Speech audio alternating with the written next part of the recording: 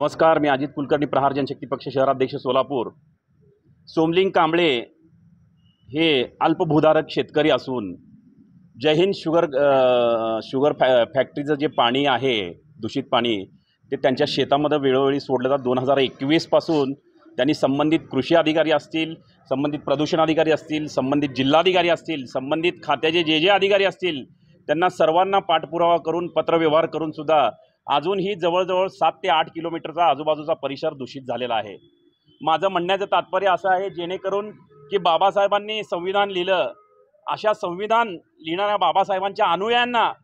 कांबळे आहेत म्हणून, एससी आहेत म्हणून मुद्दाम जाणून बुजून जय हिंद शुगर साखर कारखान्याचे चेअरमन शिंदे असतील,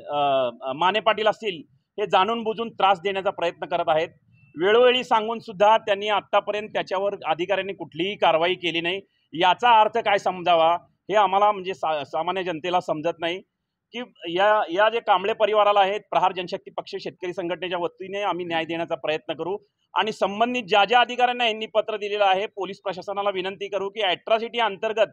त्या अधिकाऱ्यांवर आजपर्यंत त्यांनी का गुन्हा दाखल केला नाही, आजपर्यंत त्याची शहानिशा का केली नाही, आजपर्यंत साखर कारखाना का बंद केला नाही, साखर कारखान्याचे जे काही असतील आजूबाजूचा परिसर तपासणी का केली नाही, किंवा यात कुठलाही मार्ग का काढला नाही, अशी विनंती करून पोलीस प्रशासनाला आम्ही सांगू की बाबा संबंधित अधिकाऱ्यावर, मग ते प्रदूषण अधिकारी असतील किंवा संबंधित